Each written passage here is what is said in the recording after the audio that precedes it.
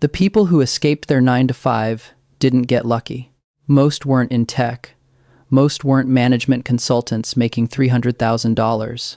Most started with average salaries, average skills, and average careers, the kind of careers their parents would still call stable if you described them out loud. They did one thing 95% of salaried employees will never do. They built proof that money could come from somewhere other than a paycheck. Your salary isn't a problem. What's a problem is the math nobody runs. Your $98,000 a year job pays you $47 an hour on paper. After tax, commute, lunch, work clothes, and the Sundays you spend recovering from the week, you're earning $26 an hour, real money, for the 70,000 hours of your life you'll sell to a company before you retire. That's not a career. That's a transaction. And it's a transaction the company will end the moment it stops being profitable for them. The average American spends 40 years trading their best hours for $26 an hour and ends up with $87,000 saved and a body too tired to enjoy it. The average independent operator spends 5 years building a system and ends up with $300,000 a year, 22 hours of work a week, and the freedom to not set an alarm. Same 5 years, 2 completely different lives. This is your life at every level of quitting your 9 to 5. From the first side project you almost said no to the Monday morning when no one is waiting for you at 9 a.m. It starts with one side gig and a decision big enough to flip ownership of your time forever. Level 1. The golden handcuffs trap. You are 32 years old and you have made it. That is what everyone tells you. Your parents brag about you at family dinners. Your LinkedIn says, senior software engineer at a company your mother has heard of. The salary on your last offer letter, $98,000, plus health insurance, plus a 401k match, plus stock options, plus 3 weeks of paid vacation you have to request 30 days in advance. By every metric you have been taught to measure success, you are succeeding. This is exactly the problem. The Sunday night dread arrives at 7:47 p.m. like clockwork. Not on Friday, not on Saturday. Sunday at 7:47 p.m. when the Monday calendar loads into your subconscious without permission. You lose 90 minutes of sleep every Sunday night, recovering from a week that hasn't started yet. Multiply that by 52 weeks. 4,680 minutes of preemptive exhaustion every year. You pull up a calculator on a Tuesday morning just to check. $98,000 divided by 2,080 hours equals $47 an hour on paper. Then you subtract what they don't tell you about. Tax, commute time, lunch you buy because the cafeteria is convenient, work clothes, the Sunday night recovery hours, the vacation days you cannot actually take because the project is in a critical phase. Real effective rate, about $26 an hour. For the next 35 years of your career, you will trade approximately 70,000 hours of your life for $26 an hour. Then you will retire, tired, with $87,000 in savings. The financial industry will tell you to spread over 20 years. You sit with that number for a long time. The thought arrives on a Tuesday afternoon. You sit in a 90-minute meeting about a decision that, at the end, your boss postpones with the phrase, "Let's revisit next quarter." 90 minutes. Gone. Not a single thing decided. You do not get the time back. The thought lasts 4 seconds before the other thoughts arrive. The salary is too good. The benefits. I have no idea what I would even do. I should wait. What if I fail? What about the mortgage? What if? What if? What if? You stay. That night you sleep 4 hours and 12 minutes. The gap between the version of you who owns your time and the version of you who rents it back to a company at $26 an hour has a name. It is called the golden handcuffs. And 71% of Americans your age are wearing them tonight, while the math that could change their lives sits on the other side of a single decision they will not make. Level 2. The first $500. The message arrives on a Wednesday afternoon at 2:14 p.m. A former colleague, someone you worked with 3 jobs ago, sends a LinkedIn message. The company she just joined needs a Stripe integration built. Small project. Their internal dev team is buried. She wonders if you know anyone who could help. You almost reply, "I'll ask around." You reply, "I could do it." She asks what you charge. You have no idea. You take your salary, divide by 2,080 hours, multiply by 3 because you read somewhere that consultants triple their employee rate, $141 an hour. Round it to a flat project rate. You type $500. You send it before you can decide it is too low. She replies in 11 minutes. Perfect. Can you start this weekend? You spend Saturday and Sunday building the integration in your home office. 8 hours total. Coffee at 6 a.m. Done by Sunday at 4 p.m. You deliver Sunday night. Monday morning at 6:47, before you have even logged into your work laptop, your phone vibrates with a Stripe notification, plus $500 deposited. You look at it for a long time. Not because $500 is life-changing, because this $500 is different from every dollar your employer has ever paid you. Your employer pays you to be there, for 40 hours, in a chair, with Slack open. This $500 is connected to nothing except a problem and its solution. Someone had a problem. You solved it. They paid you what the solution was worth. That is a completely different transaction. You open a spreadsheet at the kitchen table, the same table where you ate breakfast 10 minutes ago. $500 times 4 projects a month equals $2,000. $500 times 8 projects a month equals $4,000, or $48,000 a year, working only weekends. You sit with those numbers for a long time, not with excitement, with the specific feeling of someone who has just discovered something about themselves that cannot be uninstalled. 3 weeks later, your former colleague refers another client. Same field, slightly bigger scope, $750. 2 referrals in 3 weeks, without a website, without marketing, without telling anyone at work what you are doing. The first $500 proved you could earn outside your salary. The second $750 proved it was not an accident. The question is no longer whether you can build something on the side. The question is how fast you can scale it without your employer noticing. Level 3. The consistent shadow income. You develop a routine, 5:30 in the morning, before the day job demands anything. 90 minutes of focused client work. 9 to 10 at night, after the job releases you. Emails, scope documents, invoices. Saturday morning, 4 hours at the kitchen table, deep work no one is allowed to interrupt. Not heroic hours. Just the hours that exist beside your real job. Month 1. 3 clients, $2,800. Month 3. 5 clients, $4,200 a month. You raise your rate to $90 an hour because the 4th client agreed to it without pausing, and you realized your original number was a guess. Month 5. 7 clients, $6,500 a month, within $1,000 of your post-tax salary. You lose 9 pounds and gain something else. Then comes the warning. Your manager schedules an unexpected one-on-one on a Tuesday afternoon. He is polite, he is supportive, he tells you he has noticed you leaving earlier than usual. He says your engagement in team chat has dropped. He uses the word visibility 3 times in 10 minutes. It is not a threat.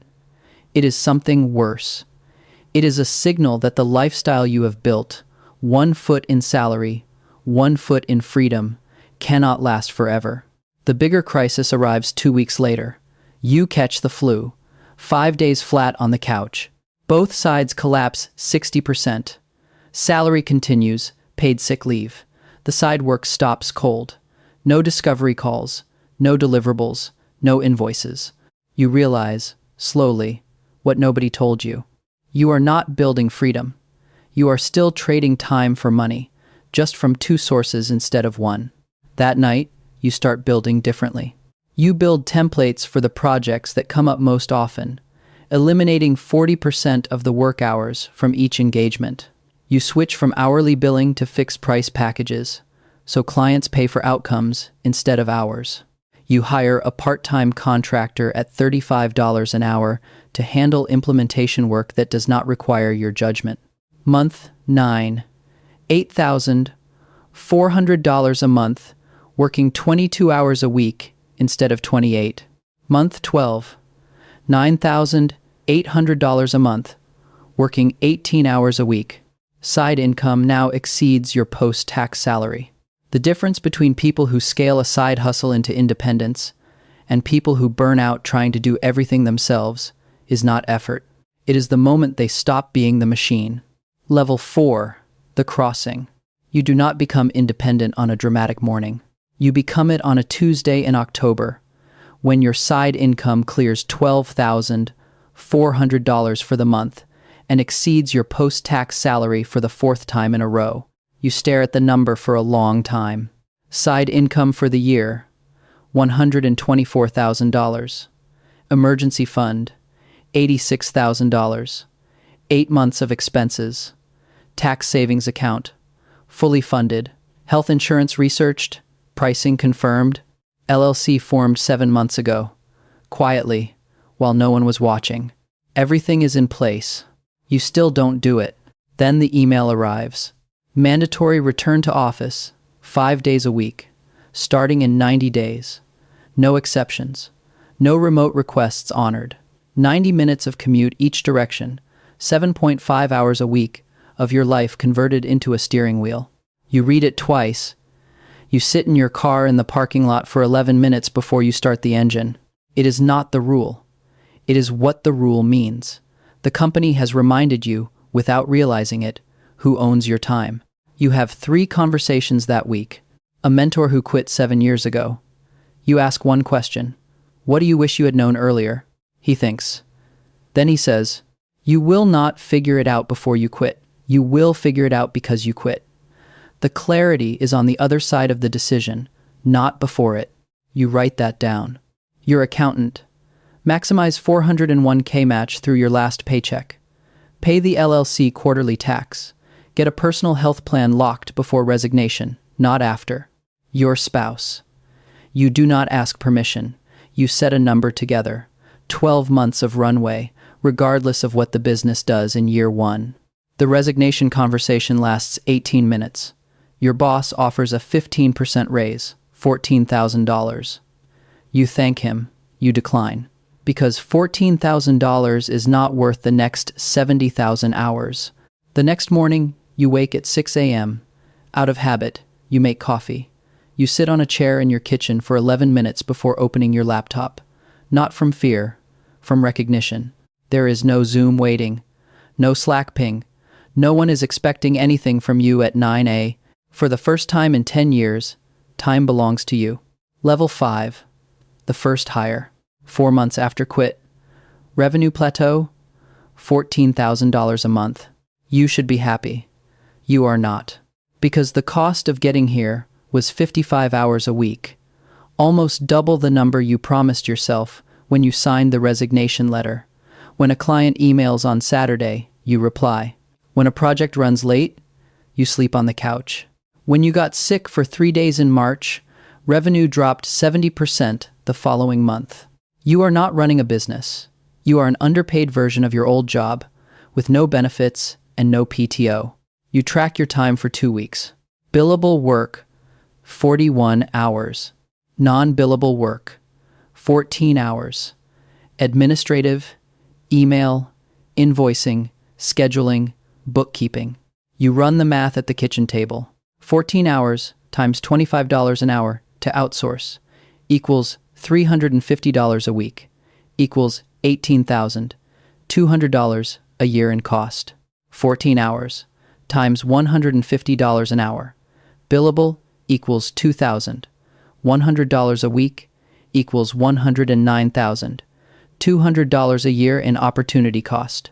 The cost of doing it yourself is 6 times the cost of paying someone else. You hire 2 people in 11 days.